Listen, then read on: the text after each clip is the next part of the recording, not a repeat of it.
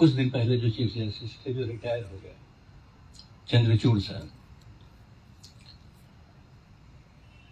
उन्होंने एक बयान अभी दिया है कुछ दिन पहले, उन लोगों को जवाब देते हुए जो लोग ये कहते हैं कि संविधान के रक्षण का काम न्यायपालिका को करना चाहिए। उनको जवाब देते हुए उन्होंने कहा कि हम लोग, यानी न्यायपालिका की तरफ से वो बोल रहे हैं कि हम लोग विपक्ष की भूमिका नहीं निभा सकते हैं, हमसे आप पॉलिटिकल अपोजिशन का रोल अदा करने की अपेक्षा मत कीजिए।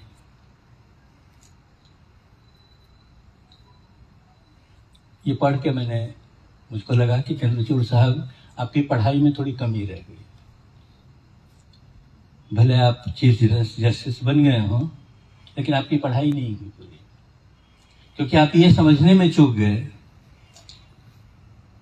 कि संविधान ने न्यायपालिका नाम की एक संस्था बनाई है जो हर वक्त अपोजिशन की भूमिका में रहने के लिए ही बनाई गई है,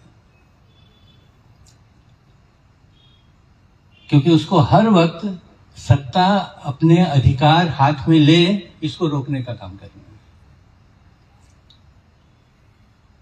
सत्ता की मर्यादा संविधान ने बना रखी है। बहुत दिलचस्प है हमारा संविधान। एक संस्था बनाई हुई है जिसको विधायिका कहते हैं, लेजिस्लेचर कहते हैं। दुनिया में भारत में एक ही संस्था है जो कानून बना सकती है, दूसरा कोई नहीं है जिसको कानून बनाने का अधिकार है। तो हमारी विधायिका जो है कानून बनाती है, उसके कानून बनाने के अधिकार को कोई चुनौती नहीं दे सकता। इसलिए आप जो वोट डालकर सांसद चुनते हैं अपना, वो लोग जिस विधायिका में बैठते हैं, उसको ये अधिकार है कि वो देश के कानून बनाए। वो सार्वभौम अधिकार है उसका। लेकिन संविधान निर्माताओं ने इस बात को समझा कि इतना बड़ा अधिकार किसी एक संस्था को दे रहे हैं तो उसका कुछ चेक एंड बैलेंस भी होना चाहिए।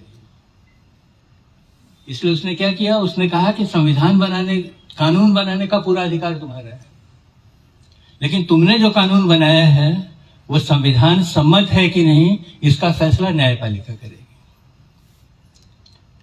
यानी सबसे बड़ी लेजिस्लेचर की चोटी जो है उसने न्यायपालिका के साथ बांध दी कि तुम कोई भी कानून बना सकते हो, तुमको पूरा अधिकार है, लेकिन तुम्हारा बनाया हुआ कानून संविधान सम्मत है कि नहीं, इसका फैसला न्यायपालिका करेगी। यानी संसद कोई भी कानून बना ले, कितने भी बड़े बहुमत से बना ले, वो न्यायपालिका अगर असंवैधानिक करार देती है तो कानून लागू नहीं कर सकता। तो न्यायपालिका को एक इतना बड़ा अधिकार दे दिया। लेकिन दूसरी तरफ एक और व्यवस्था खड़ी कर दी।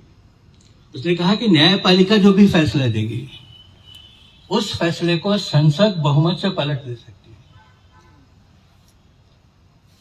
यानी न्यायपालिका इस भ्रम में नहीं रहे कि वो स्वयंभू है। वो भी जो फैसला करेगी उसके लिए भी वो आंसरेबल है संसद के प्रति। तो दो संस्थाएं बनाई, न्यायपालिका की और संसद की, और दोनों को एक दूसरे के साथ जोड़ दिया। एक दूसरी संस्था बनाई कार्यपालिका, जिसका काम है लेजिस्लेचर द्वारा बनाए हुए कानूनों को लागू करना। लागू करने के मामले में नौकरशाही जो है वो पूरी तरह आजाद है,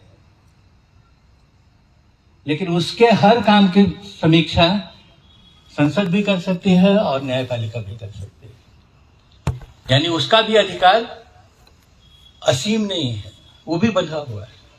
यानी एक दूसरे को एक दूसरे के साथ में इस तरह से बांध दिया है कि कोई भी ताकत अपने को अंतिम नहीं समझती।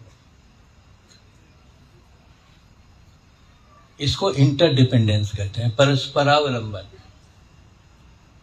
हम सभी एक दूसरे के प्रति अकाउंटेबल हैं।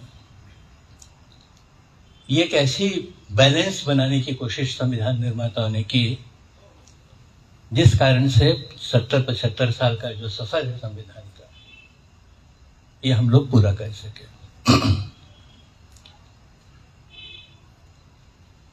इसी बात को समझने में चंद्रचूड़ साहब चूके।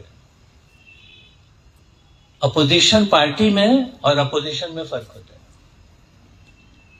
अपोजिशन पार्टी किसी भी चीज का विरोध कर सकती है, वो उसका अधिकार है। न्यायपालिका हर उस चीज का विरोध कर सकती है जो संविधान के बाहर है। तुम्हारे पास एक संविधान नाम की गीता मिली हुई है, उस गीता को पढ़ो और उस गीता के दायरे के बाहर जो जा रहा हो उसको रोको।